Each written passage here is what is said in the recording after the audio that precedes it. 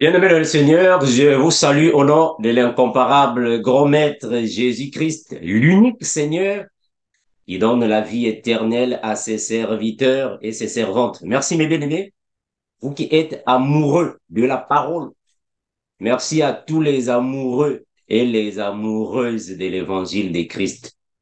Et bien-aimés, comme promis, j'avais dernièrement dit que je reviendrai pour alors décortiquer les autres versets que j'avais mentionnés dernièrement.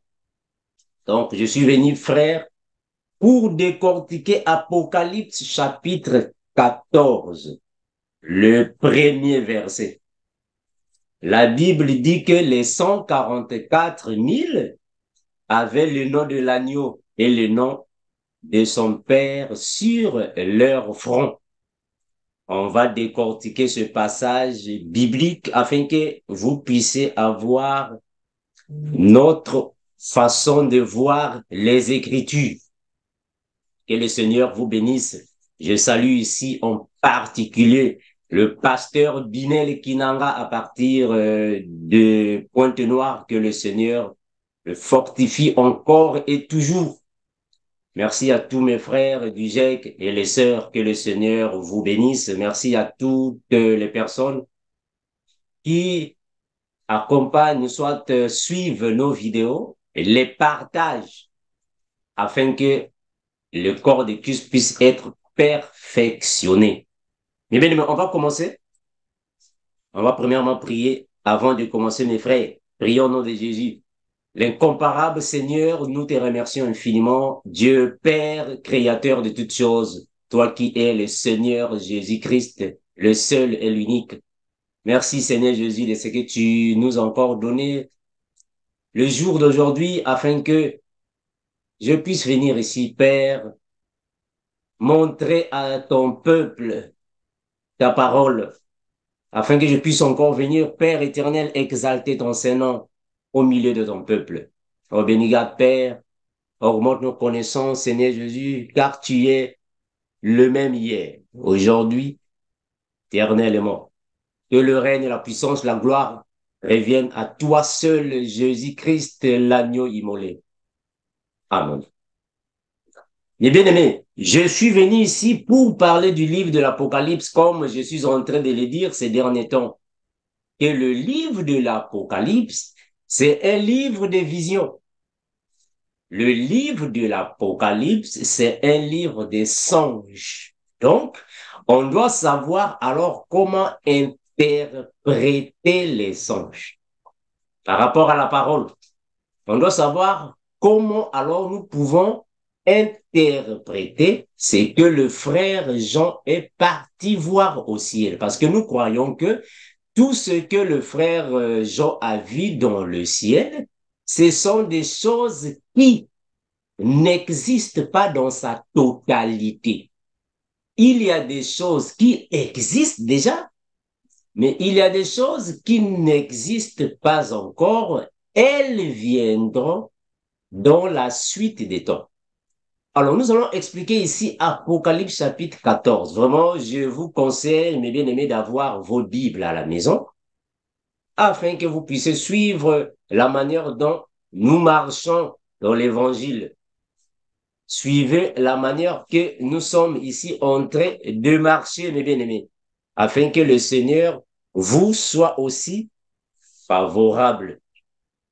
Donc, mes bien-aimés, nous allons avancer tous ensemble. Prenez vos Bibles afin que nous puissions alors décortiquer la parole. Nous sommes dans Apocalypse, chapitre 14, le premier verset. Apocalypse, chapitre 14, le verset premier. Que nous dit la parole ici? Et on va essayer alors de décortiquer ce que la Bible dit ici. Nous sommes dans Apocalypse, mes bien-aimés. Je vais agrandir le verset afin que cela puisse vous permettre la visibilité. Le frère Jean est en train de dire ainsi. Je regardais et voici, l'agneau s'éteignait sur la montagne de Sion et avec lui 144 000 personnes qui avaient son nom et le nom de son père écrit sur leur front. Et bien aimé, on avait déjà dit dernièrement que le livre de l'Apocalypse est un livre des songes, des visions. Donc, les choses ne sont pas comme elles sont écrites noir sur blanc. Les choses ne sont pas comme elles sont écrites dans le livre. C'est un songe qui doit être expliqué. J'avais déjà dit dernièrement que dans le ciel, il n'y a pas un agneau là-bas. Il n'y a pas des animaux dans le ciel. C'est un langage biblique que nous devons expliquer. Et j'avais également dit dernièrement que dans le ciel, il n'y a pas la montagne de Sion. La montagne de Sion est ici sur la terre, en Israël. On avait déjà dit ça dernièrement. Et j'avais déjà dit dernièrement que 144 000 ne sont pas réellement un chiffre tel qu'il est écrit ici dans la Bible. 144 000 n'est qu'un chiffre symbolique. Cela n'est pas en réalité ce que le frère est en train de dire ici. Et j'avais aussi dit dernièrement que ici, quand il dit son nom et le nom de son père écrit sur leur front, c'est un langage biblique. Cela ne signifie pas dire que les 144 000, on les a écrits sur le front, le nom de l'agneau et de son père. C'est un langage biblique que nous allons expliquer dans cette vidéo. Mais bien aimé, vous qui êtes amoureux de l'évangile, vous qui êtes assoiffés de la vérité, il ne faut jamais dire Amen aussi longtemps que les Écritures ne vous donnent pas la vraie pensée. Si les Écritures ne vous donnent pas la vraie version, il ne faut jamais dire Amen. Un enfant de Dieu ne dit jamais Amen pour le plaisir de dire Amen. Quand le frère Jean est en train de dire que sur le front des 144 000, on a écrit le nom de l'agneau et le nom de son père. C'est un langage spirituel. Il faut que nous puissions l'expliquer à la lumière des Écritures. Cela ne signifie pas dire que les 144 000, on les a écrits Jésus et on a écrit le nom de... Non, frère. C'est un langage. Voilà pourquoi dans la Bible, on a dit que le nom de l'agneau et le nom de son père. Mais son père, c'est qui? C'est ce que nous allons voir ici, frère. Il ne faut jamais mettre votre foi dans n'importe quelle doctrine. C'est la Bible. Il ne faut pas, non, mais un tel avait dit. Un tel dans la loi, dans la doctrine de monsieur un tel. Non. Qu'est-ce que la Bible a dit? La Bible. Examinez les Écritures. La Bible. Hein, mes frères? La Bible. Je vais relire le verset et on va décortiquer ça. Hein, mes bien-aimés? On va décortiquer à la lumière des Écritures. Apocalypse chapitre 14. Je repars là-bas. La Bible déclare ainsi. Je regardais et voici, l'agneau se tenait sur la montagne de Sion et avec lui 144 000 personnes qui avaient son nom et le nom de son père écrit sur leur front. Mes bien-aimés, on va décortiquer cela doucement avec la Bible. Ah, donc, nous comprenons que ce verset biblique était déjà dit dans la prophétie. Dans la prophétie, les prophètes les avaient déjà prédits parce que la Bible nous confirme que Il n'y a rien de nouveau sous le soleil. Il n'y a rien de nouveau sur le soleil. Quand le frère Jean est en train de dire que l'agneau se tenait sur la montagne de Sion, donc, on comprend que le frère Zacharie avait déjà expliqué que signifie l'agneau se tenait sur la montagne de Sion. Zacharie chapitre 14.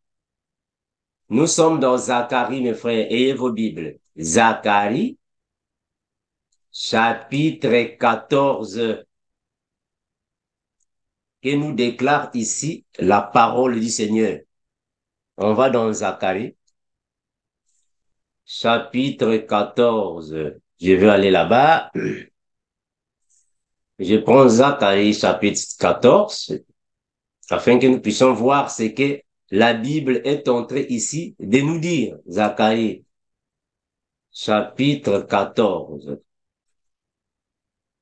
La Bible déclare ainsi. Regardez, mes frères. Nous sommes à partir du verset premier. Zacharie chapitre 14, le verset premier. Écoutez ce que la Bible dit. La Bible ainsi. Voici, le jour de l'Éternel arrive et tes dépouilles seront partagées au milieu de toi. Je rassemblerai toutes les nations pour qu'elles attaquent Jérusalem. La ville sera prise, les maisons seront pillées et les femmes violées. La moitié de la ville ira en captivité. La moitié de la ville ira en captivité, mais le reste du peuple ne sera pas exterminé de la ville. Voilà, le verset 3. L'Éternel paraîtra et il combattra ces nations comme il combat au jour de la bataille. Je prends le verset 4.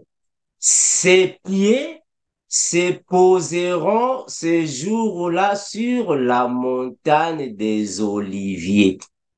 Voilà. Est-ce que vous voyez ça? Et qui est vis-à-vis de Jérusalem du côté de l'Orient? La montagne des Oliviers s'effondra par le millier à l'Orient et à l'Occident et il se formera une grande vallée. Vous pouvez continuer la lecture, mes bien-aimés, afin que vous puissiez comprendre ce que nous sommes ici en train de dire. Mes bien-aimés, le frère, c'est que le frère Jean est en train de dire que l'agneau se tenait sur la montagne et que il avait les 144 000. On comprend que c'est l'Éternel quand il viendra le jour de la guerre d'Armageddon. Il va descendre des cieux. Il ira se poser sur la montagne de Sion. C'est alors que les 144 000 vont ressusciter et les vierges folles, ce qu'on appelle par la première résurrection selon le livre de l'Apocalypse. Quand il va descendre avec les armées des cieux, on va se poser sur la montagne des Sion, la montagne des Oliviers. C'est alors que les 144 000 viendront, les vierges folles viendront, nous allons former un camp glorieux. C'est le jour que la guerre d'Armageddon va commencer. Donc on comprend ici dans le verset 14, soit dans le verset ici, 14, que la Bible dit, l'Éternel paraîtra. Très important. L'Éternel paraîtra et il va poser ses pieds le jour-là sur la montagne des Oliviers. Mes frères, c'est une prophétie. Je répète, c'est une prophétie. Ici, c'est quand le diable va alors prendre en otage la ville de Jérusalem dans la prophétie. Retenez-moi très bien. Retenez-moi très bien. Parce que quand vous voyez ici, vous allez comprendre que ici, il s'agit en fait, du millénium. Ici, il s'agit du millénium. Ici, nous sommes dans le millénium. Regardez. L'Éternel sera roi de toute la terre. En ces jours-là, l'Éternel sera le seul éternel et son nom sera le seul nom. Ici, c'est le millénium. Pendant le millénium, l'Éternel sera l'unique Dieu de toute la terre. Ici, nous sommes dans le millénium. Mais avant que le millénium ne puisse avoir jour, il faut que l'Éternel ici puisse paraître et se poser sur la montagne des Oliviers. Ce passage biblique est en train de nous expliquer le même mouvement qui est dans Apocalypse chapitre 14, le premier verset. Partons là-bas. Apocalypse chapitre 14, le premier verset. La Bible déclare ainsi. Apocalypse 14, le verset premier. La Bible déclare ainsi, mes bien-aimés, regardez. Je regardais et voici, l'agneau s'éteignait sur la montagne de Sion. Voilà. Je vous ai montré dans Zacharie 14 que l'Éternel va se poser sur la montagne des Oliviers. Là-bas, c'est une prophétie. Ici, le frère Jean est en train de voir la prophétie donnée au frère Zacharie dans la vision que le Seigneur, quand il va revenir, il va se poser sur la montagne de Sion et il aura avec lui les 144 000. Est-ce que vous voyez ça? Les 144 000 auront le nom, son nom et le nom de son père écrit sur leur front. Ça, je vais expliquer ça. Je suis en train de descendre petit à petit. Donc ici, c'est quand le Seigneur va descendre sur la terre après la grande tribulation. Parce que nous comprenons ici, l'agneau s'éteignait sur la montagne. Là-bas, on a dit, l'Éternel s'éteignait sur la montagne. Donc, il n'y a aucun doute que l'agneau, c'est l'Éternel. L'agneau, ici, c'est l'Éternel. Regardez bien. L'agneau s'éteignait sur la montagne de Sion. C'est la même chose qui est écrit dans Zacharie chapitre 14. L'Éternel s'éteignait sur la montagne. Il va se poser sur la montagne. Parce qu'il faut comprendre que quand nous irons au paradis, les vierges sages, nous sommes montés au paradis. Ce qui va se passer ici sur la terre, vous savez déjà, je ne veux pas faire la répétition. Le jour que nous allons revenir sur la terre, le Seigneur viendra avec les armées célestes. Quand nous allons revenir sur la terre, nous irons nous poser sur la montagne des Oliviers. Ici, c'est Zacharie chapitre 14. Regardez, nous sommes dans Apocalypse. Apocalypse. Nous sommes dans Apocalypse chapitre 19. Apocalypse chapitre 19. Prenons Apocalypse chapitre 19. Nous allons dans le verset 11. Écoutez bien. Apocalypse chapitre 19. Prenons le verset 11. Après, on va descendre. Regardez. Ici, c'est le jour que nous allons revenir sur la terre avec le Seigneur. Apocalypse 14, à partir du verset 11. Regardez. Et puis je vis le ciel ouvert et voici parut un cheval blanc. Celui qui le montait s'appelle fidèle et véritable. Et il juge et combat avec justice. Attendez, mes bien-aimés. C'est-à-dire que le fidèle ici, c'est Jésus-Christ, le véritable Dieu. C'est lui qui est le véritable Dieu. C'est lui qui est le véritable. Il combat en fait, avec justice. Ici, il combat. C'est bien écrit, hein, mes frères. Regardez bien ici. Hein. Il juge et combat avec justice. Ici, c'est quel combat? Ici, c'est le combat d'Armageddon. Quand il va revenir pour combattre le gouvernement mondial. C'est le combat, l'autre, c'est la bataille d'Armageddon. C'est ici que j'étais en train de parler, que c'est Zacharie chapitre 14. Il va descendre, il va se poser sur la montagne. C'est lui qui est l'agneau. L'agneau, c'est lui qui est l'éternel. Mais bien aimé, l'agneau, c'est lui qui est l'éternel. C'est lui qui va se poser sur la montagne des Oliviers. Il viendra pour faire quoi? C'est pour combattre avec justice. C'est la bataille d'Armageddon. Regardez. Ses yeux étaient comme une flamme de feu. Sur sa tête étaient plusieurs diadèmes. Il avait un nom écrit que personne ne connaît, si ce n'est lui-même. Et il était revêtu d'un vêtement teint de sang. Son nom est la parole de Dieu. Comment c'est ça? Mes frères, ici, il y a beaucoup de, en fait, il y a beaucoup d'éléments à expliquer, mais je n'ai pas le temps pour aujourd'hui. Je peux toutefois revenir pour en parler. Son nom est la parole de Dieu. C'est Jésus-Christ. Jésus-Christ. Regardez ici. Le verset 14. Les armées qui sont dans le ciel le suivaient sur les chevaux blancs revêtu d'un fin lin blanc pur. Mais bien aimé, ici c'est le retour triomphal de Jésus-Christ sur la terre. C'est quand il va revenir sur la terre. Quand la Bible dit que les armées qui sont dans le ciel le suivaient, ce qui signifie que c'est nous quand nous irons au paradis, nous allons revenir ici et nous suivrons l'éternel.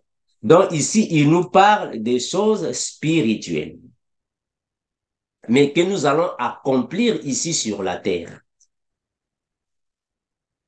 Donc, à partir d'ici, nous confirmons que Apocalypse chapitre 14 parle bien, bel et bien ici de l'agneau s'éteignait sur la montagne de Sion. Ici, c'est Zacharie chapitre 14. En d'autres termes, l'Éternel va poser ses pieds sur la montagne des Oliviers. Voilà, on va avancer afin que vous puissiez comprendre que signifient alors ces expressions. Regardez mes frères. Prenons le verset 4 à 5. Nous sommes ici. 4 et 5, mes bien-aimés. 4 et 5. Je suis en train d'agrandir les lettres pour vous faciliter là-bas à la maison. 4, 5, la Bible dit ainsi. Ce sont ceux qui ne se sont pas souillés avec des femmes, car ils sont vierges. Ils suivent l'agneau partout où il va. Ils ont été rachetés d'entre les hommes comme des prémices pour Dieu et pour l'agneau. Et dans leur bouche, il ne s'est point trouvé de mensonge, car ils sont vierges. Pardon, ils sont irrépréhensibles. Mais bien aimé, bon, de toute façon, c'est la même chose. Hein. Être vierge, c'est être irrépréhensible, c'est la même chose. C'est juste le langage de la Bible qui change, mais c'est la même chose. Selon la parole du Seigneur. Mais bien aimé, on va comprendre que les 144 000, ici, ce sont les prémices de Dieu. C'est-à-dire que les prémices ici signifient que le Seigneur enverra les deux témoins. C'est eux qui vont alors prêcher l'évangile à ce peuple afin qu'ils puissent alors être sauvés. J'espère qu'on avait déjà parlé sur ça. Je ne veux pas perdre le temps. Alors, mes frères, regardons une chose. Ici, on a dit qu'ils avaient le nom de l'agneau et le nom du père de l'agneau écrit sur leur front. Mais quand vous venez ici dans le verset 4, on nous dit que ils suivent l'agneau partout où il va. Est-ce que vous comprenez ça? C'est-à-dire que ce sont des personnes qui ne suivent pas le Fils et le Père au même moment. Non, mon frère. Nous n'avons pas le Fils et le Père au même moment. Ou soit, nous n'avons pas le Fils et le Père d'une manière séparée. Non. Ils suivent l'agneau. Parce que l'agneau, c'est lui qui est à la fois le Père et le Fils. L'agneau, c'est lui qui est le Père et le Fils. Je vous ai montré, en fait, je vous ai expliqué l'agneau s'était né sur la montagne de Sion. Je vous ai expliqué Zacharie chapitre 14. L'agneau s'était né sur la montagne de Sion. C'est Zacharie chapitre 14. Je vais aller là-bas, hein, mes frères, pour éviter qu'il y ait, voilà, qu'il y ait peut-être des oublis. Ici, l'agneau s'était né sur la montagne de Sion signifie Zacharie chapitre 14. Zacharie chapitre 14. Regardez. Zacharie chapitre 14.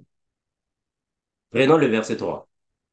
Zacharie chapitre 14, le verset 3. Là-bas signifie ce passage ici.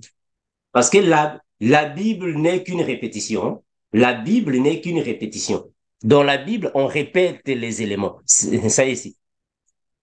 L'Éternel paraîtra et il combattra ces nations. Je répète. L'Éternel paraîtra et il combattra ces nations.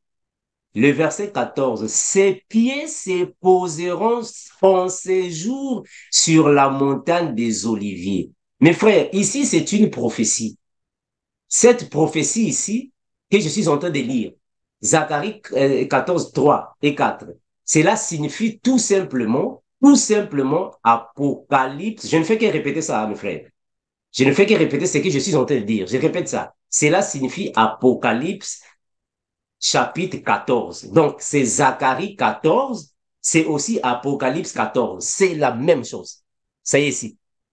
Ça y est ici. L'agneau s'éteignait sur la montagne de Sion et avec lui les 144 000 personnes. C'est pour faire quoi? Venez ici. C'est pour faire quoi ici? C'est pour la guerre d'Armageddon. Hein? La guerre d'Armageddon est dans le chapitre 19. Prenez voilà, les versets que nous avons lus. Hein. Voilà. 19.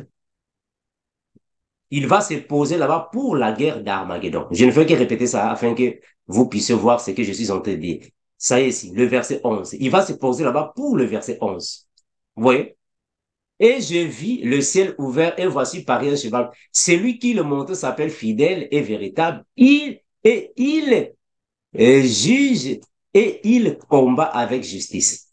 C'est la même chose. C'est Apocalypse chapitre 14, c'est Zacharie chapitre 14. Expliquez. Mes frères, ne partez pas chercher loin. La Bible est une répétition. Ce qui est dans la Bible ne sont pas des choses inventées. Ce sont des répétitions. Ce que le frère Jean est en train de dire dans l'Apocalypse, ce sont des choses qui avaient été déjà dites. Parce que la Bible nous a dit qu'il n'y a rien de nouveau sous le soleil. Je vais aller là-bas, afin que vous puissiez comprendre. Parce que la Bible n'est que répétition. Voilà pourquoi nous, quand nous venons dire que nous avons un seul Père, c'est le Père qui est le Père et le Fils. Nous n'avons pas le Père et le Fils. Non, non, non. Il est le Père, il est le Fils. Parce que la Bible est claire de nous expliquer ça. L'agneau, c'est lui qui est l'éternel Dieu, le Père. Je vais encore donner d'autres éléments, hein, frère. La Bible est une répétition. Dans la Bible, on n'a fait que répéter les choses. Je vais prendre ça. Voilà, je vais chercher ça. J'espère que vous connaissez déjà ce passage ici que je suis en train de dire, afin que vous puissiez comprendre, mes bien-aimés. La Bible n'est que répétition. Ce qui est dit là-bas avait déjà été dit. Voilà, donc c'est une répétition. Donc, ce sont de même chose. Ecclésiaste. Ecclésiaste chapitre 1er, le verset 9. J'espère que vous connaissez déjà ce passage biblique. Je ne fais qu'ici la répétition des choses. Ecclésiaste 1, 9. Regardez. La Bible Elle dit ainsi. Ce qui a été, c'est ce qui sera. Et ce qui s'est fait, c'est ce qui se fera. Il n'y a rien de nouveau sous le soleil. Mes frères, est-ce que vous voyez ça? Hmm? Regardez ici. Ce qui s'est fait, c'est ce qui se fera. Vous voyez ça? Ce qui s'est fait, c'est ce qui se fera. Il n'y a rien de nouveau sous le soleil. Mes frères, voilà pourquoi nous, dans notre compréhension des Écritures, dans notre façon de voir les Écritures, nous confirmons à maintes reprises que nous avons un seul Dieu, un seul Seigneur, un seul Esprit. On n'a pas deux Seigneurs, ni deux Esprits. Jamais, frère. Nous avons Dieu le Père. C'est fini. Il est l'unique. Ils ne sont pas deux. Il n'y a pas le Père et le Fils. Non, non, non. Si vous dites qu'il y a le Père et le Fils, donc vous avez deux Seigneurs. Ça, c'est grave, frère. Ça, c'est pas la doctrine de Jésus, hein. Non, non, non, frère. Nous avons un Seigneur. Alors, si vous dites que nous avons le Père est Seigneur. Nous avons le Fils aussi est Seigneur. Vous dites aussi que nous avons le Saint-Esprit. Donc, nous avons maintenant trois Seigneurs. Ça, c'est grave, frère. Nous avons un seul. Il est à la fois le Père et le Fils. Il est Seigneur, un seul. Nous n'avons pas deux ou trois. Frère, on n'a pas deux ou trois. Nous avons un seul. Un seul. Vraiment, s'il y a des questions, je peux revenir ici pour entrer dans la profondeur, afin que vous compreniez mieux. Nous avons un seul frère. Voilà pourquoi la Bible dit ainsi. Regardez ce que la Bible dit. 14, hein? Apocalypse chapitre 14. Regardez. Apocalypse chapitre 14. Apocalypse chapitre 14, je vais repartir là-bas afin que vous puissiez comprendre mieux, hein, mes bien-aimés. Apocalypse chapitre 14. Regardez ce que. Maintenant, regardez ce que la Bible est en train de dire ici. Soyez avec moi, soyez avec moi. Regardez, on a dit ainsi. Ils avaient sur son front, pardon, oh, qui avait son nom et le nom de son père écrit sur leur front. Ils ont combien de noms ici? Selon la lettre. Selon la lettre, ils ont deux noms. Le nom de l'agneau et le nom du Père, selon la lettre, dans la lettre, parce que je vais expliquer ça. Mais quand vous venez ici, ils disent que ils suivent seulement l'agneau, partout là où il va. Maintenant, je vous pose une question. Si vous dites que nous avons le Père et nous avons le Fils, ils sont séparés. Voilà. Maintenant, pourquoi ici on dit que ils ont le nom de l'agneau et de son père, mais ils suivent seulement l'agneau. Mais pourquoi ils ne suivent pas sur le père? Pourquoi ils ne suivent pas et l'agneau et le père au même moment? Ils suivent seulement un seul. Mes frères, vraiment, c'est triste, hein, vous, votre manière de comprendre les Écritures là, vraiment. Pourquoi ils suivent seulement l'agneau? Ils ne suivent pas l'autre là, l'agneau et le père au même moment. Lisez ici, hein. Ils suivent l'agneau. Oh, mais ici, ils ont le nom de l'agneau et le nom du père de l'agneau, non? Mais pourquoi ils ne suivent pas les deux? Ils suivent seulement un. Hein, mes frères? Pourquoi ils suivent seulement l'agneau? Alors que sur leur front, on a dit qu'il y a le nom de l'agneau et le nom du père. Mais donc, pourquoi ils ne suivent pas les deux? Ils suivent seulement un seul. Ils suivent seulement l'agneau. Hein, mes frères? Regardez, Matthieu. Matthieu chapitre 6, le verset 24. Matthieu 6, 24. Il nous dit la parole du Seigneur. Matthieu 6, 24. Matthieu 6, 24. La Bible déclare ainsi. C'est clair, mes frères. Hein? Vous suivez la Bible, mes frères. C'est la Bible. C'est la Bible, mes bien-aimés. La Bible dit ainsi. Nul ne peut suivre deux maîtres, car ou il haïra l'un et aimera l'autre, ou il s'attachera à l'un et méprisera l'autre. Vous ne pouvez servir Dieu et maman. Moi, ce qui m'intéresse, c'est En fait, c'est la première phrase. Nul ne peut suivre 2 maîtres à la fois. Est-ce que vous voyez ça? Nul ne peut servir 2 maîtres. En d'autres termes, nul ne peut suivre 2 maîtres à la fois. Mes frères, nous chrétiens, nous avons un seul maître. On n'a pas 2 maîtres. Hein? Nous n'avons pas 2 maîtres. On a un seul maître. Hein, mes frères, nous avons un seul maître.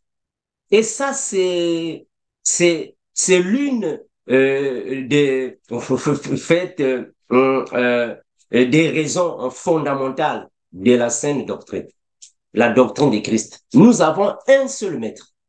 Mais dans la Bible, vous allez voir que la Bible confirme que Dieu, le Père, il est maître. Jésus aussi, le Fils est maître. Maintenant, si vous dites que nous avons le Père des côtés, le Fils des côtés, donc nous avons 2 maîtres, frère. Ça, c'est grave, frère. C'est très grave. Nous avons un seul maître. Un seul. Un seul maître. Mais ce maître ici, il a des compensations. Le maître ici, il opère dans plusieurs manières. Je suis dans la Bible. Regardez. On va prendre un Corinthien. Nous allons prendre un Corinthien. Avant que je ne puisse continuer, hein, je dois d'abord expliquer cela. 1 Corinthiens, chapitre 12. Regardez mes frères. 1 Corinthiens, chapitre 12. Voilà pourquoi nous disons que nous avons un seul Père, Dieu le Père. Mais il joue des fonctions. Il joue plusieurs ministères, diversité. Regardez, la Bible dit ainsi. Il y a diversité des dons, mais le même esprit. Est-ce que vous comprenez ça? Il y a diversité des dons, mais le même esprit. Qu'est-ce qu'il est en train de dire ici? Il veut tout simplement dire que nous avons un seul esprit, mais il y a plusieurs dons. Les dons sont plusieurs. Est-ce que vous voyez ça, en fait? Il y a plusieurs dons, mais il y a un seul. Ils ne sont pas 2. Il y a plusieurs, il y a un seul. Or, un don ici veut signifier que le service, le rôle que tu peux jouer dans l'Église. Moi, le Seigneur m'a donné le ministère doctoral. C'est mon rôle à moi que je joue dans l'Église. C'est le rôle que je suis en train de jouer. C'est-à-dire que la mission. Un rôle ici signifie une mission. Le rôle, c'est la mission que tu joues. Donc, le Seigneur n'a pas seulement une mission, soit un rôle dans l'Église. Non, le rôle, c'est la mission, ce que tu joues. Il y en a une diversité de missions. Il y en a plusieurs, mais un seul esprit. Ils ne sont pas 2 frères. Nous avons un seul. Un seul. Ça, c'est la doctrine de Christ. Un seul. Regardez, je vais repartir là-bas. Je vais relire ça avec vous. La Bible dit ainsi. Il y a diversité des dons, mais c'est le même esprit. Ils ne sont pas 2, ils ne sont pas 4 ou 5. Non, il y a un seul. Regardez ici le verset 5. Diversité de ministères. Frère, nous avons un seul Seigneur. La Bible est claire, frère. Nous avons un seul Seigneur. On n'a pas plusieurs seigneurs, un seul. Mais il a une diversité. En d'autres termes, nous avons un seul Seigneur, mais il joue plusieurs fonctions. Ça, c'est la doctrine de Jésus-Christ, frère. Ça, c'est la doctrine de Christ. Nous avons un seul Seigneur, mais il joue plusieurs ministères, plusieurs fonctions dans le corps de Christ, mais un seul. Diversité des ministères, mais c'est le même. Ils ne sont pas 2. Non, nous avons un seul Seigneur. Regardez ici. Diversité d'opérations. Mais le même Dieu, frère, ils ne sont pas 2. On a un seul Dieu. Il n'a pas Dieu le Père, Dieu le Fils. Non, frère. Ça c'est que l'évangile, ça. Un seul Dieu. Nous avons un seul Dieu qui opère en tout et qui opère tout en tous. Est-ce que vous voyez ça? Mais ici, à chacun, la manifestation de l'esprit est donnée pour l'utilité commune. Mais bien, mais est-ce que vous voyez ça? Est-ce que vous voyez les termes que la Bible est en train d'utiliser? Diversité d'opérations. Une opération signifie un rôle. Une opération, c'est un rôle, c'est une mission. Donc, diversité d'opérations, diversité de ministères, diversité de missions, mais un seul Seigneur. Nous n'avons pas deux seigneurs, il est un seul. Un seul, frère. Bien-aimé, un seul. Je vais lire ça dans cette version ici. La version Good News Translation. Un seul, frère. On n'a pas deux seigneurs. Oh, Dieu le Père, Dieu le Fils. Non, non, non, frère. Non. Ça, c'est quel évangile? Non, non. Ne nous appelez pas pour des questions pareilles. Non, frère Armando, j'ai une question à te poser. Non, non, frère. Ne nous posez pas des questions comme ça, frère. Ça, ce ne sont pas des choses qui correspondent à l'évangile de Jésus. Non. Dans la doctrine de Christ, nous avons un seul Seigneur, un seul maître. Ils ne sont pas deux. On n'a pas deux maîtres. Si vous dissociez le Père et le Fils, donc nous avons deux maîtres. Hein, frère? Nous avons deux maîtres. On n'a pas deux maîtres, on a un seul maître. 1 Corinthiens chapitre 12. Je vais lire ça ici. 1 Corinthiens chapitre 12, le verset, voilà, le verset 4. J'espère que c'est le même vocabulaire. Il y a diverses sortes. Écoutez bien, frère. Je suis dans la version Good News Translation. Il y a diverses sortes de dons spirituels. Diverses. C'est-à-dire qu'il y a une diversité. Ils sont nombreux. Mais c'est le même esprit. Un seul esprit. On n'a pas deux esprits, un seul. Mais c'est le même esprit qui les accorde. Il y a diverses façons. Il y a diverses façons de servir, mais le même Seigneur. Mes frères, mais bien. La Bible est claire, hein? Mes frères, la Bible est claire. Je vais relire ça. Le verset 5. Il y a diverses façons de servir, mais le même Seigneur qui l'en sert. Aimez bien, aimez bien. Il y a diverses manières, diverses façons, mais un seul Seigneur. On n'a pas deux seigneurs, un seul. Il y a diverses activités. Il y a diverses activités, mais le même Dieu, c'est le même Dieu. Donc nous avons un seul, frère. Nous avons un seul Dieu, on n'a pas deux dieux. Non, non, non. Dieu le Père, Dieu le Fils, Dieu le Saint-Esprit. Non, non, non, frère. Nous avons un seul Dieu. C'est Dieu le Père. Il est à la fois le Père, le Fils. Un seul. Ils ne sont pas deux. Un seul. Je prends alors, je repars dans Apocalypse chapitre 14.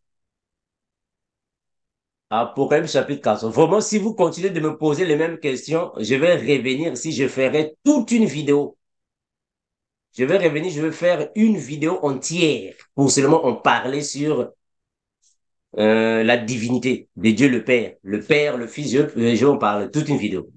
Donc, quand la Bible dit ici, je regardais, voici l'agneau, je vois ici, voilà, son nom et le nom de son père, on va expliquer ça, ça veut dire quoi? Ils ne suivent personne d'autre que l'agneau parce que c'est lui qui est le maître, nous avons un seul maître.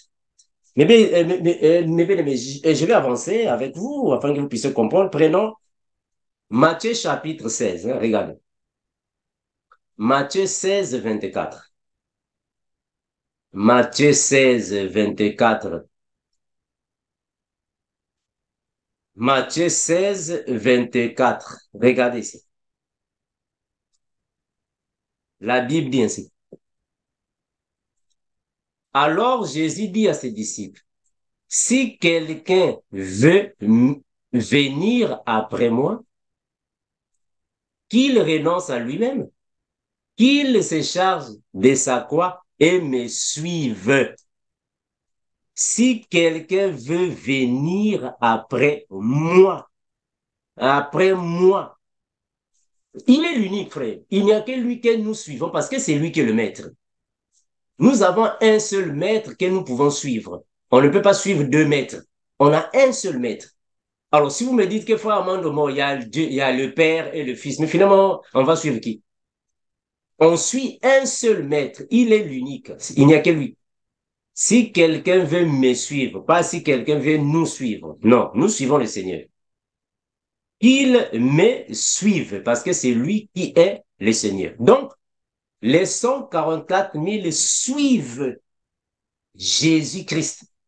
Ils ne suivent pas, non, l'agneau et le Père. Non, mes frères, ils ne peuvent pas suivre deux personnes. Comment est-ce qu'on va suivre l'agneau et le Père? Mes frères, comment est-ce qu'ils vont suivre les deux? Hein? Nous sommes les brebis du Seigneur. Nous avons un seul berger. Les brebis suivent le berger. Voilà pourquoi dans la Bible, vous allez voir que dans la Bible, dans l'ancienne alliance, Dieu a dit que c'est lui qui est le berger. Mais quand nous venons dans la nouvelle alliance, le Seigneur, j'ai dit que je suis le bon berger. On n'a pas deux bergers. Non, frère. Ne dites pas que non, mais dans l'ancienne alliance, Dieu a dit que c'est lui qui est le berger. Dans la nouvelle alliance, non, frère, nous n'avons pas deux bergers. On a un seul berger. Le même berger d'hier, c'est le même berger d'aujourd'hui. On a un seul berger.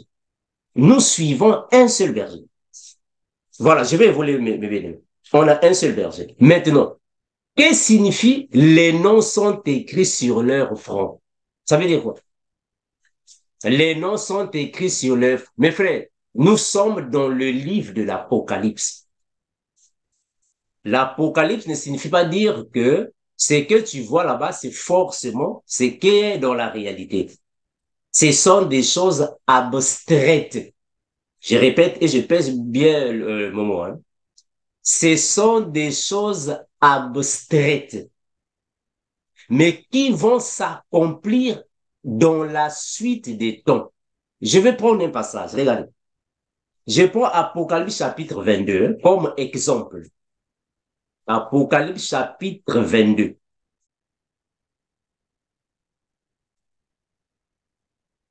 Voilà, mes bien-aimés, regardons ici. 22, le verset 4. Soit commençons, voilà, commençons à partir du verset 3. Voilà, afin que ça soit encore clair. Regardez, la Bible dit ainsi. Il n'y aura plus d'anathème. Le trône de Dieu et de l'agneau. Où est ça, mes frères? Le trône de Dieu et de l'agneau. Mais bien aimé, si vous ne comprenez pas encore la Bible, mes frères, il faut que nous puissions faire parfois des partages bibliques. Cela va nous aider. Cela nous aidera de bien marcher dans l'évangile. Quand vous faites face à un tel verset, il n'y aura plus d'anathème. Le trône de Dieu et de l'agneau sera dans la ville. Vous pouvez croire que réellement nous avons le Père et le Fils. Hein, mes frères? Ah, les bien aimés. Mes frères, nous n'avons pas Dieu et nous n'avons pas l'agneau séparés. C'est un langage biblique, frère. On doit expliquer ça. Voilà pourquoi ici, regardez, le trône de Dieu et de l'agneau sera dans la ville. Ses serviteurs le serviront et verront sa, sa face. Mais pourquoi on n'a pas dit et verront ses faces? Parce que ici, on nous a dit, regardez bien mes frères, regardez. Ici, on nous a dit le trône de Dieu et de l'agneau. Mais pourquoi on n'a pas dit ici et verront leur face, ou soit ses faces, parce qu'ils sont deux là-bas. Et ici, on a dit et son nom sera sur leur front. Bon, mes frères, dans Apocalypse, en fait, je dois répartir là-bas afin que, moi, je veux que vous puissiez bien comprendre. Regardez ce qu'on a dit ici.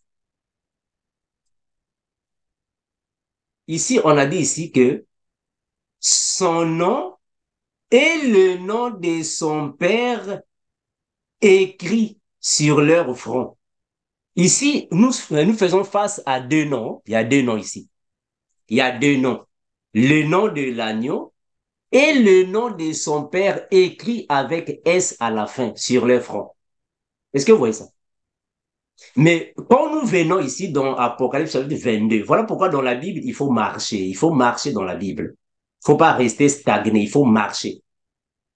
Ici, on a dit son nom. Pourquoi ici, ça devient singulier?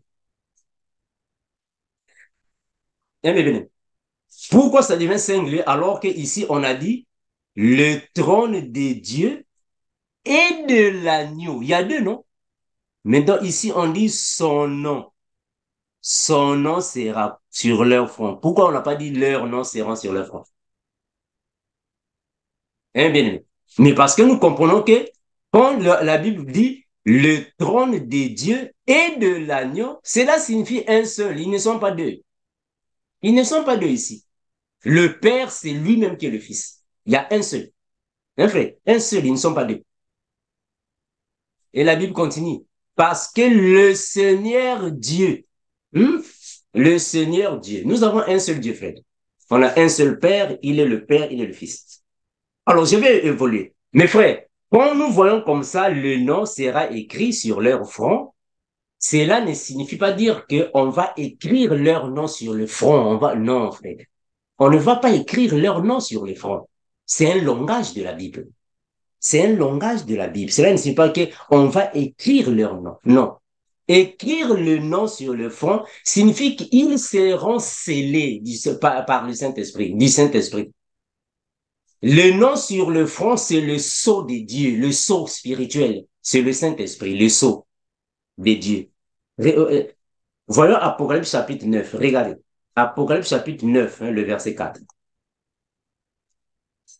Apocalypse 9, le verset 4. Regardez ici. Apocalypse 9, le verset 4. Je vais agrandir ça. Regardez. La Bible dit ainsi. Il leur fit dit de ne point faire de mal à l'herbe de la terre, ni à aucune verdure, ni à aucun arbre, mais seulement aux hommes qui n'avaient pas le sceau de Dieu sur le front. Est-ce que vous comprenez ça? Je vais prendre cette partie. C'est cette partie. Seulement aux hommes qui n'avaient pas le sceau de Dieu sur leur front. Vous comprenez ça, mes frères? J'espère que j'en avais déjà expliqué dans les vidéos passées. Il faut seulement faire du mal aux hommes qui n'ont pas le sceau de Dieu sur leur front. Mais bien aimé, ici, la Bible veut dire que avoir le sceau de Dieu sur le front ne signifie pas dire réellement qu'on va te mettre un sceau sur le front. Parce que le sceau signifie le cachet. Ça va, non? Un sceau signifie un cachet.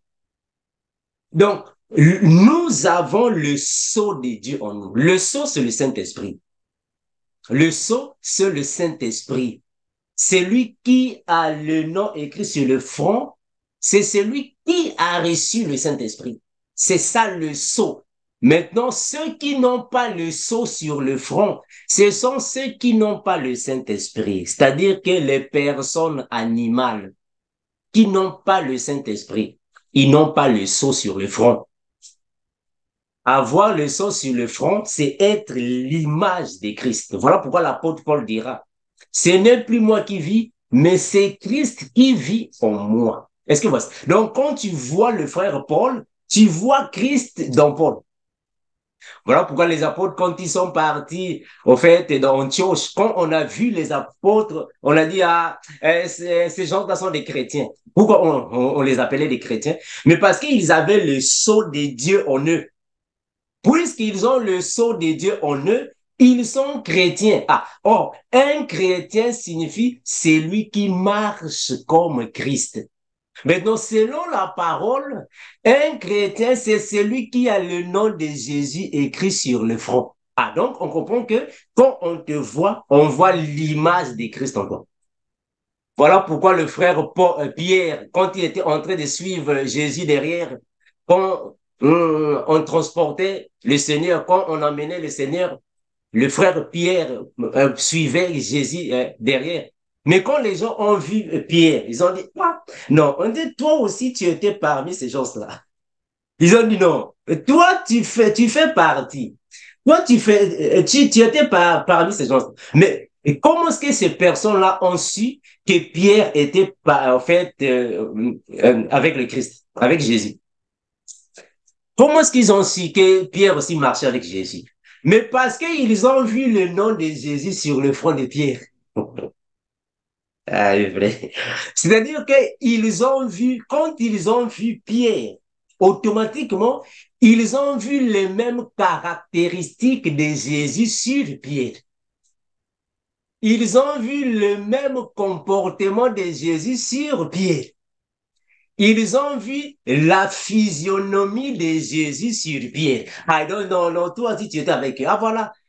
Donc, un chrétien, c'est celui quand tu es devant les gens, juste en te voyant par ton apparence, par ton comportement, par tes paroles, par ta façon de vivre, les gens vont voir Jésus en toi. Mais parce que sur ton front, il y a Jésus.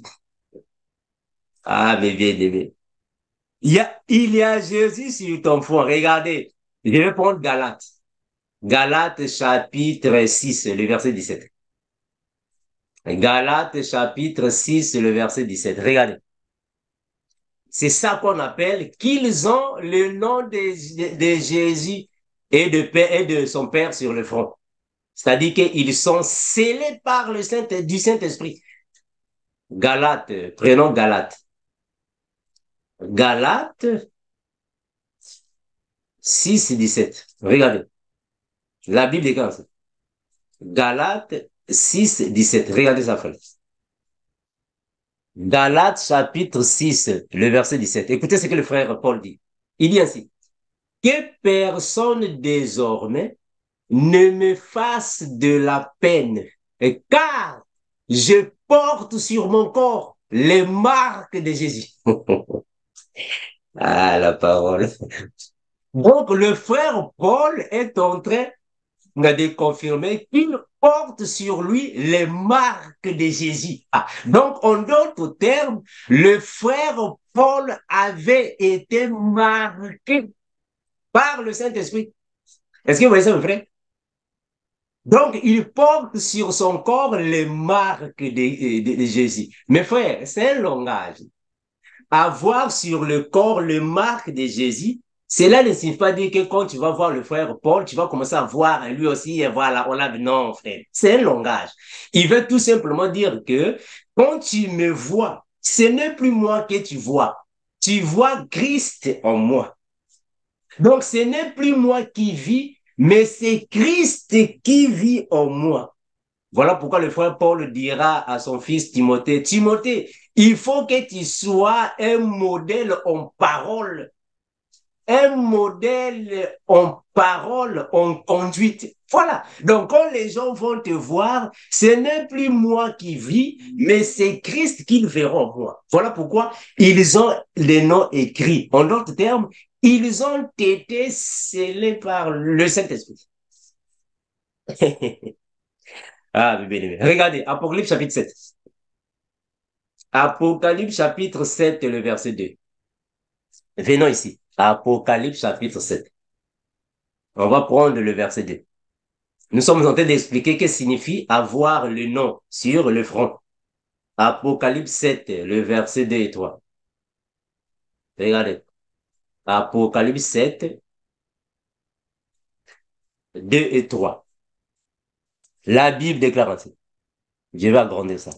Donc, soit je veux prendre à partir, voilà, du verset 1 premier, afin que vous compreniez mieux. Hein. Apocalypse 7, 1. On va descendre jusqu'à 4. Soit, voilà, jusqu'à 3. Après cela, je vis 4 anges debout aux 4 coins de la terre. Ils retenaient les 4 vents de la terre, afin qu'il ne soufflât point de vent sur la terre, ni sur la mer, ni sur aucun arbre. Mais bien aimé, j'espère que j'avais déjà expliqué ce passage ici. Voilà pourquoi je ne veux pas traîner, parce que je les avais déjà expliqués dans mes vidéos passées. Hein. Voilà, parce qu'ici, il y a beaucoup de choses à dire, hein, mais j'espère que je peux revenir pour décortiquer ça. Je peux revenir. Et je vis un autre ange qui montait du côté du soleil levant et qui tenait le sceau. Regardez ici bien, mes frères. L'ange tenait quoi? Il tenait le sceau du Dieu vivant. Mes bien-aimés, retenez ça, c'est important. L'ange tenait ici le sceau du Dieu vivant. Et qu'est-ce qu'il disait? Il cria d'une voix forte aux quatre anges à qui il avait été donné de faire du mal à la terre et à la mer. J'espère que j'en avais déjà parlé, frère. Regardez. La terre et la mer, ce sont les personnes. La terre et la mer, ce sont des personnes. Voilà pourquoi je ne fais que répéter de vous dire que c'est un livre de visions. Ce sont des songes. La terre et la mer, ce sont les personnes. Voilà pourquoi il a dit ici, la terre, ni sur la mer, ni sur aucun arbre. Ce sont des personnes, des peuples, des personnes. Je peux revenir pour en décortiquer. Et il dit ici, et il dit,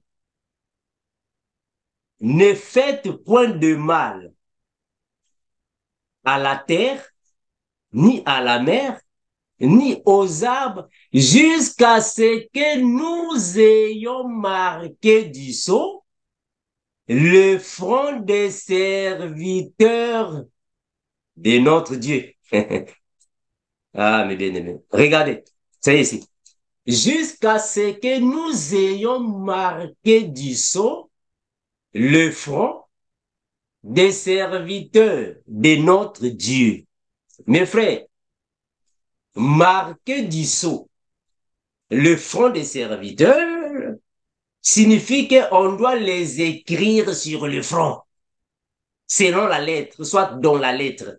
Mais en réalité, signifie qu'on doit d'abord leur donner le Saint-Esprit. Il faut qu'ils soient d'abord remplis du Saint-Esprit. Parce que le sceau de Dieu, c'est le Saint-Esprit. Ils doivent d'abord recevoir le Saint-Esprit par le biais du ministère de deux témoins. Donc, ce sont les deux témoins, les deux prophètes de l'Apocalypse, qui iront en Israël pour écrire le nom de Jésus et de son Père sur le front. En d'autres termes, ils iront leur prêcher l'évangile de la grâce afin qu'ils reçoivent le Saint-Esprit. Parce que c'est le Saint-Esprit qui est le sceau de Dieu. Donc, ne voyez pas les choses physiques. Non. Ce sont des choses spirituelles.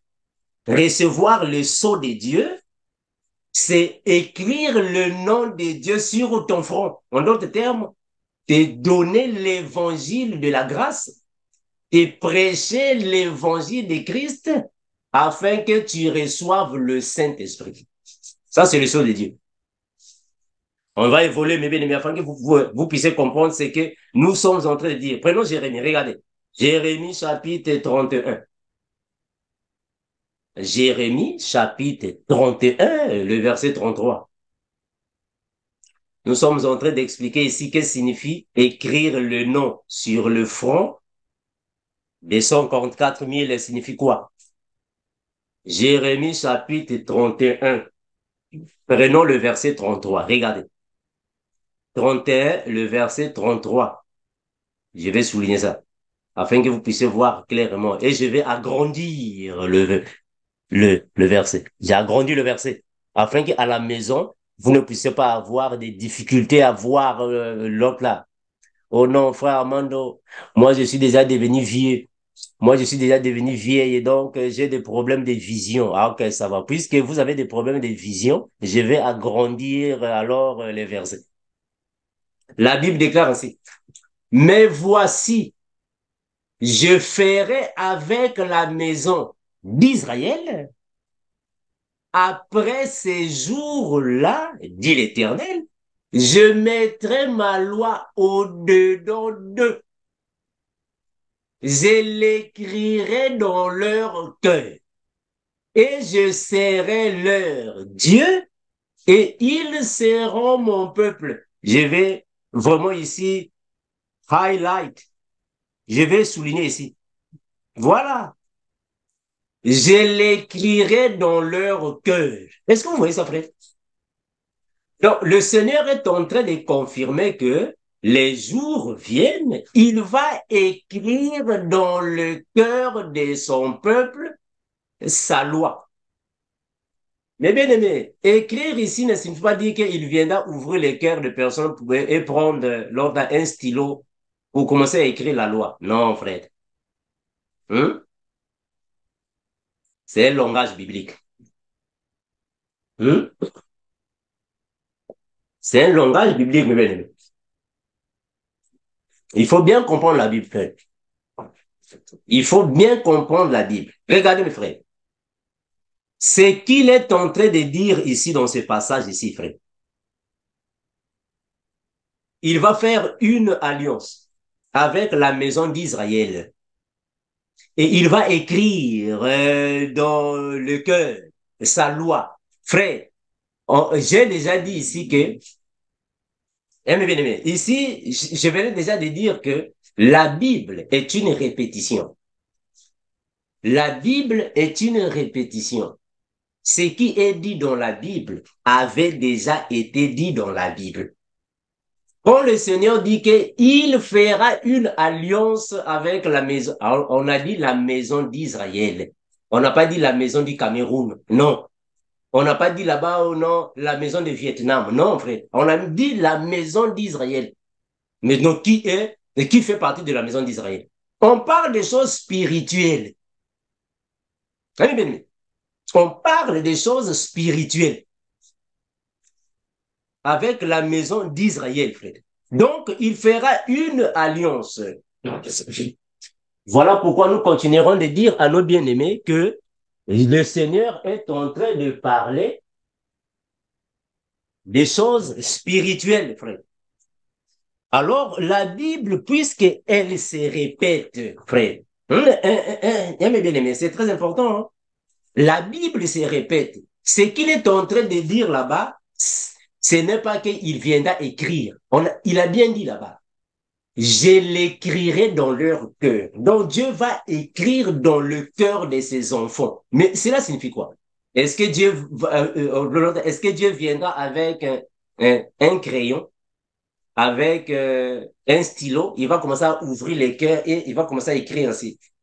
Honore ton père et ta mère.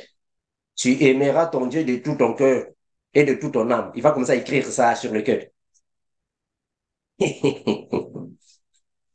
Ah, c'est dur. Regardez, je vais vous amener, regardez. Dieu a dit ainsi, ici, c'est ici. Il a dit qu'il va écrire sa loi dans le cœur de son peuple. Hein, même frère. Il va écrire ça. Il va écrire sa loi. Est-ce qu'il viendra écrire ça dans nos cœurs? Hein? Mais frère, c'est dur, hein? Vous qui ne comprenez pas la Bible, vous faites dans la révélation. Frère, ce qu'il est en train de dire là-bas, c'est Joël chapitre 2, le verset 28. C'est Joël chapitre 2, le verset 28.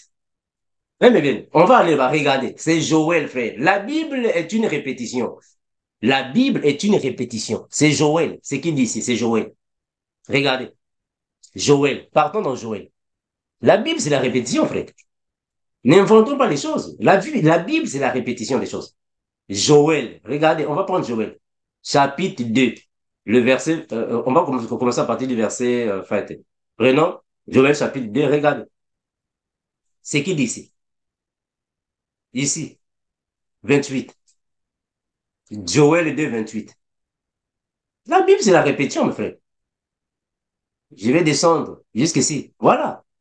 Regardez ça bien, je vais agrandir ça, agrandir. Pour ne pas dire, frère Armando, moi j'ai des problèmes de vision. Voilà, j'ai agrandi ça, ça y est ici. Voilà, agrandi. Après cela, je répandrai mon esprit sur toute chair. Vos fils et vos filles prophétiseront. Vos vieillards auront des songes et vos jeunes gens des visions. Même sur les serviteurs et les servantes, Dans ces jours-là, je répandrai mon esprit. Je vais souligner ici, ces fragments-là. Je vais prendre seulement ces fragments. Regardez ici. Est-ce que vous voyez ce qu'il dit ici? Hein, frère? Vous voyez ce que le Seigneur dit? Dans ces jours-là, je répandrai mon esprit. En d'autres termes, j'écrirai ma loi dans leur cœur. Est-ce que vous voyez ça? Donc, écrire la loi dans le cœur de ses enfants ne signifie pas dire qu'il viendra écrire ça, non. C'est nous donner son esprit. C'est nous donner son esprit. En d'autres termes, il va sceller son peuple, nous sceller. Il nous a scellés dans son esprit. Et nous avons l'esprit du Père. Ah donc, les 144 000 qui ont des noms écrits ici, cela ne signifie pas que le nom du Fils, le nom du Père. Nous n'avons pas le Fils, nous n'avons pas le Père séparé, frère. Un frère. Nous avons un seul Père. C'est fini. Un seul Père. Fini. Comment est-ce que vous comprenez la Bible? Prenons Actes des Apôtres. Regardez, Actes des Apôtres, dis-moi. Actes des Apôtres, chapitre 11. Actes des Apôtres, chapitre 11. Actes des Apôtres, chapitre 11. Il faut, mes frères, la Bible, il faut marcher avec. Faut pas conclure les choses dans la Bible avec un seul verset biblique. Tu as seulement lu un seul verset, tu veux conclure la Bible. Non. Il faut marcher dans la Bible. Parce que la Bible se répète. Il faut marcher avec. Regardez, je suis ici. Je vais prendre ça. Je vais agrandir ça. Oh frère Armando, il faut agrandir ça parce que je ne vois pas bien, je souffre de la myopie. Ça va, on va agrandir ça, ça y est ici. Regardez, on agrandit ça. Barnabas s'est rendu ensuite à Tars pour chercher Saoul, ou Saul, si vous voulez. Et l'ayant trouvé, il l'amena à Antioche pendant toute une année. Donc, ils ont fait une année. Ils se réunirent aux assemblées de l'Église et ils enseignèrent beaucoup de personnes. Ce fut à Antioche que pour la première fois, les disciples furent appelés chrétiens. Je vais souligner ça. Ce fut à Antioche pour la première fois que les disciples furent appelés chrétiens. Mais bien, est-ce que vous voyez ça? Est-ce que vous comprenez là où je veux alors en venir? C'est-à-dire que les apôtres, quand ils sont partis prêcher à Antioche, les frères, les sœurs qui sont là-bas à Antioche, ils ont vu le ministère. Ils ont vu alors la puissance que Dieu a mis dans ses serviteurs. Ils ont vu leur façon de marcher, leur comportement, leur manière de vivre, leur façon de s'habiller. Voilà. Un disciple de Jésus doit s'habiller selon la parole, frère. Tu dois t'habiller selon la parole. Il faut avoir la pudeur. Un disciple. Tu dois prêcher la saine doctrine. C'est alors que les personnes verront Jésus-Christ en toi. Ils diront non, ah, celui-là c'est un chrétien. Ils diront celui-là c'est un chrétien parce que il est un modèle. Je vais aller là-bas. Il faut être un modèle en parole et en conduite. En parole et en conduite. Un homme de Dieu, un chrétien, doit être un modèle en parole, mais aussi en conduite. C'est alors que les gens sauront que réellement, il a le nom de Jésus sur le front. Ah, mais bien aimé. Je vais chercher ces passages-là. Je vais aller là-bas. Je vais aller là-bas, mes bien-aimés. Ouais, mes bien-aimés. Il faut être un modèle, frère, en parole et en conduite. 1, 1, 1 Timothée 4, 12, regardez. 1 Timothée chapitre 4, le verset 12. Je vais aller là-bas, frère, regardez. 1 Timothée 4, 12. La Bible déclare ainsi. Regardez. Je peux même continuer hein, si vous voulez. La Bible dit ainsi. Que personne ne méprise ta jeunesse, mais sois un modèle pour les fidèles en parole, en conduite, en charité, en foi, en pureté. Voilà. Gloire à Jésus. Gloire à Christ. Est-ce que vous voyez ça, frère? Donc, il faut être un modèle. Voilà pourquoi Jésus-Christ était un agneau sans tache, sans défaut. Parce qu'il était un modèle. Il faut être un modèle. Quand tu es un modèle, c'est alors que les gens verront sur le front de ce monsieur-là, sur le front de cette sœur. Ah, on a écrit là-bas le nom de Jésus. Parce qu'ils ne verront pas toi physiquement, mais ils verront Jésus en toi. Voilà. Alléluia. Est-ce que vous voyez ça, frère? On va évoluer. Regardons. 2 Corinthiens 1, 22. Regardez. 2 Corinthiens 1, 22. Je suis en train de décortiquer Apocalypse chapitre 14 de verset 1. Le nom de l'agneau et de son père sur leur front. C'est ce que je suis en train de décortiquer ici. Prénom, mais 2 Corinthiens 1, 22. 2 Corinthiens 1, 22. La Bible déclare ainsi. Lisez ensemble avec moi, mes bien-aimés, pour que ça puisse alors nous aider. Regardez, la Bible déclare ainsi. Lequel nous a aussi marqué d'un sceau. Alléluia. Il nous a marqué d'un sceau et a mis dans nos cœurs les arts de l'esprit. Gloire à Jésus. Je vais lire ça dans la version Good News Translation. Pour peut-être là-bas, il y a un autre vocabulaire qui facilite alors la compréhension. 2 Corinthiens 1, 22. 2 Corinthiens 1, 22. 2 Corinthiens 1, 22.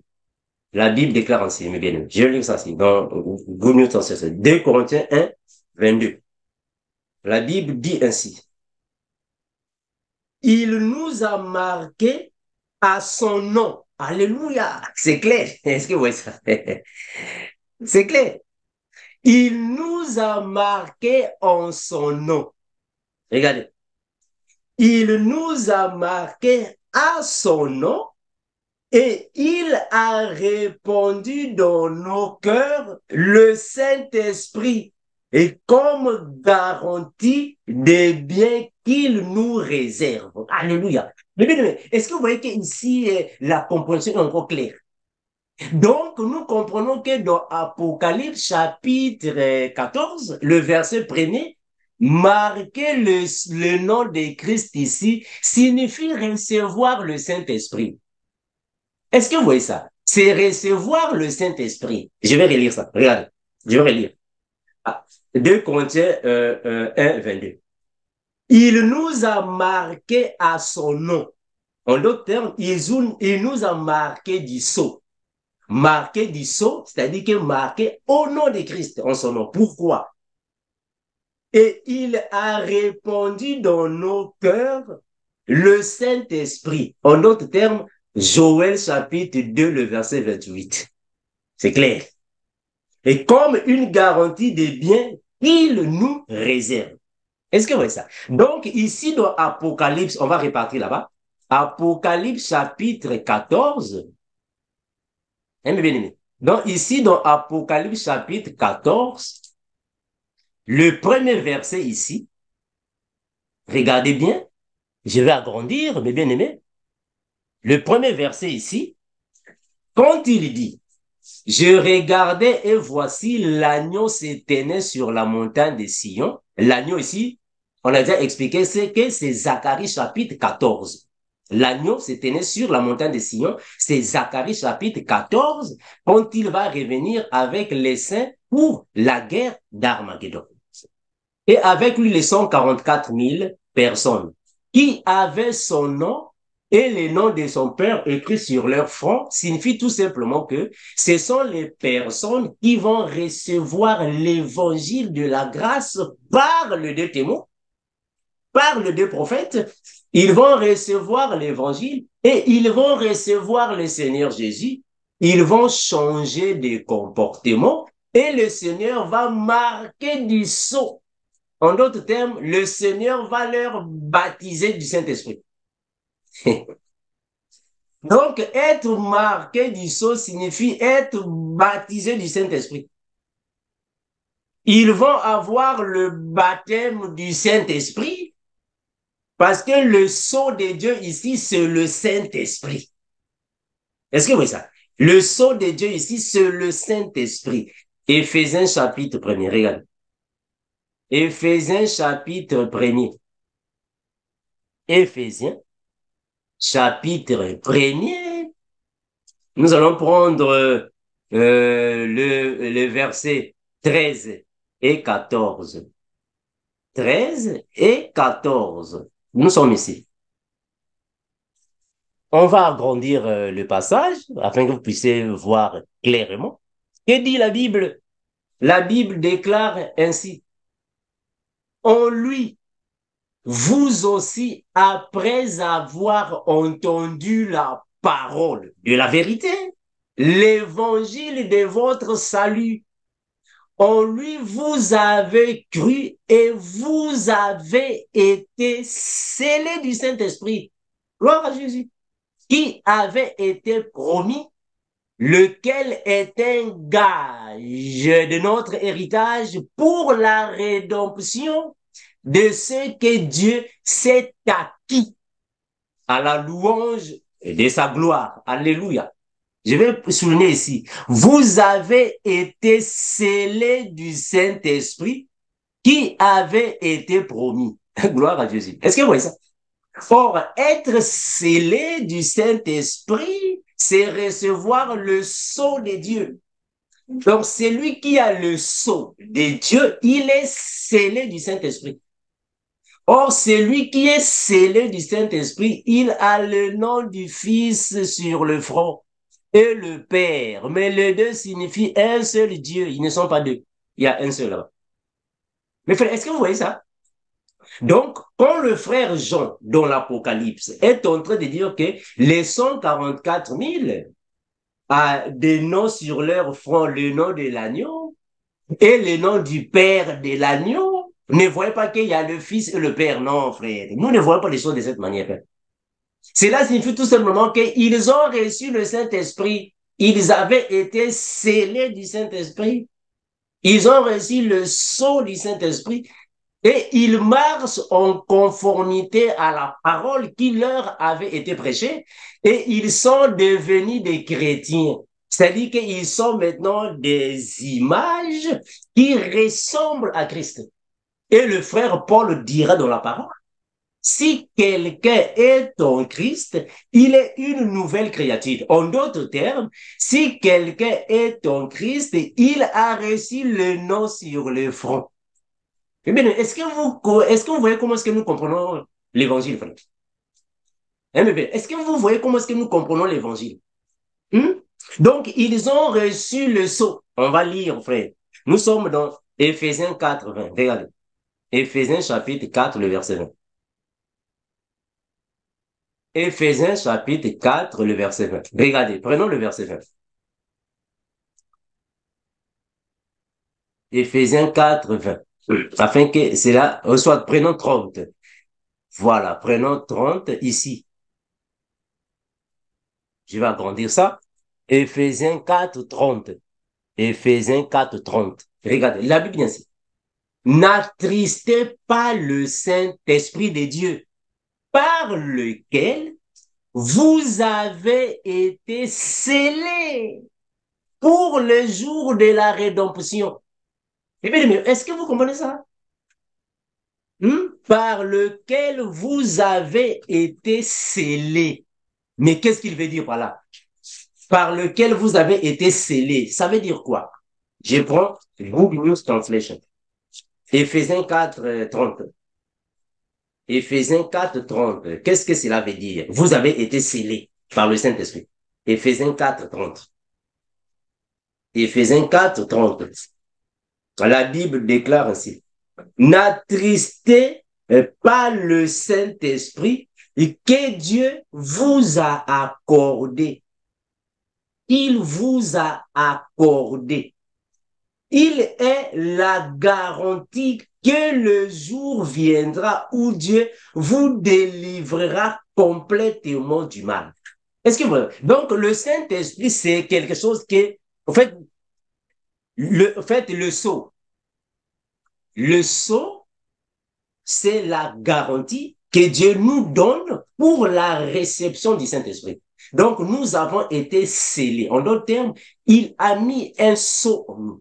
Le sceau là ne signifie pas une chose physique. Que vous allez voir un chrétien qui se promène avec le sceau sur le vélo, avec le sceau. Non, frère. Le sceau n'est pas physique. Le sceau est spirituel. Le sceau est spirituel. Il n'est pas...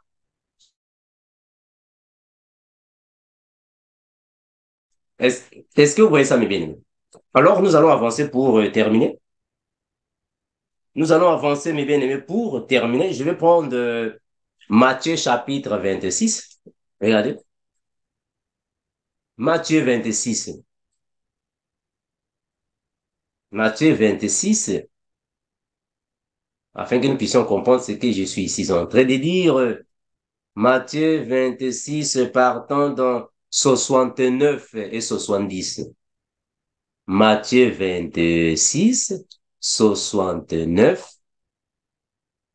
et 70. Pour ceux qui sont en Belgique, 69 et 70.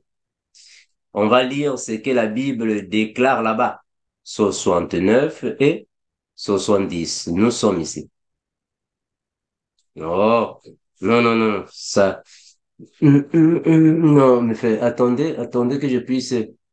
Voilà, voilà. Oh non, non. Ok, je vais agrandir afin que vous puissiez voir. Voilà. La Bible dit ainsi. Cependant, Pierre était assis dehors dans la cour. Une servante s'approcha de lui et dit,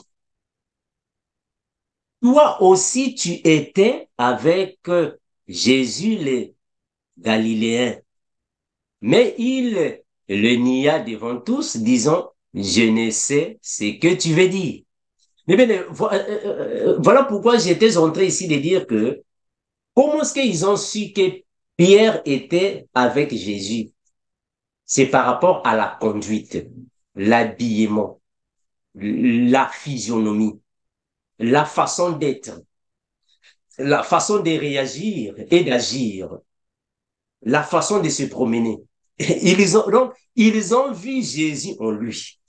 Est-ce que vous voyez ça? Donc, nous dirons que les 144 000, ce sont des Juifs qui aujourd'hui vivent dans le désordre. Mais quand ils vont recevoir l'évangile de la grâce, ils vont changer de comportement. Ils vont commencer de vivre comme les vrais disciples de Christ. C'est alors qu'ils seront marqués du sang. Est-ce que vous voyez ça, mes frères? Donc, je venais de vous donner des passages bibliques afin que vous puissiez voir ce que ça signifie. Alors, je vais littéralement alors expliquer ça pour que nous puissions nous séparer. Donc, voilà, je venais d'expliquer le passage. Apocalypse chapitre 14, je vais lire ça et on parlait de suite. Apocalypse 14. Le verset premier. Je vais relire avec vous et je vais expliquer couramment. Donc, mes frères, ici dans Apocalypse 14, la Bible dit ainsi, je vais expliquer ça couramment, mes frères, couramment, sans prendre un verset biblique. La Bible dit ainsi, je regardais et voici l'annonce se tenait sur la montagne de Sion. Ici, c'est le frère Jean. Le frère Jean, quand il est monté au ciel, il était ravi en esprit, il est parti au ciel, il regardait, mais ce qu'il regarde là-bas, c'est une chose qui va s'accomplir ici sur la terre. Parce que ce n'est pas là-bas au ciel. Ça va s'accomplir ici sur la terre. L'agneau s'est tenait sur la montagne de Sion. L'agneau ici, c'est l'Éternel quand il va revenir le jour de la guerre d'Armageddon. L'Éternel ici, c'est Christ. Quand Christ va revenir, le jour de la guerre d'Armageddon, il ira se poser sur la montagne des Oliviers. C'est alors que les 144 000, qui signifie les Juifs qui vont recevoir l'évangile des deux témoins, ils vont ressusciter. Cette résurrection, c'est ça qu'on appelle par la première résurrection. Quand ils vont ressusciter ensemble avec les vierges folles, c'est alors qu'ils viendront rejoindre alors le camp glorieux. Le camp glorieux, c'est là où sera le Seigneur Jésus. Donc, nous serons là-bas avec le Seigneur Jésus sur la montagne des Oliviers. C'est lui l'Éternel qui va se poser sur la montagne. L'Éternel, c'est l'agneau ici. Dans la vision, c'est l'agneau. C'est alors que va commencer alors le combat, qui est la guerre d'Armageddon. C'est alors qu'il va mettre à terre le gouvernement mondial et il va envoyer l'ange pour enchaîner Satan et le mettre dans l'abîme. Donc toute la force, la puissance satanique sera dans l'abîme. C'est alors qu'il y aura le jugement des nations. En d'autres termes, le tribunal de Christ. Quand il va faire le tribunal de Christ, alors, c'est alors qu'il va prendre ses enfants, il va alors les récompenser. Et les païens, il va prendre quelques-uns, il va les envoyer dans le séjour des morts. Parce qu'il faut comprendre qu'il y a plusieurs païens que le Seigneur tuera dans la guerre d'Armageddon. Ils iront attendre dans le séjour des morts. Mais d'autres qui vont passer par le tribunal vont entrer alors dans le millénium.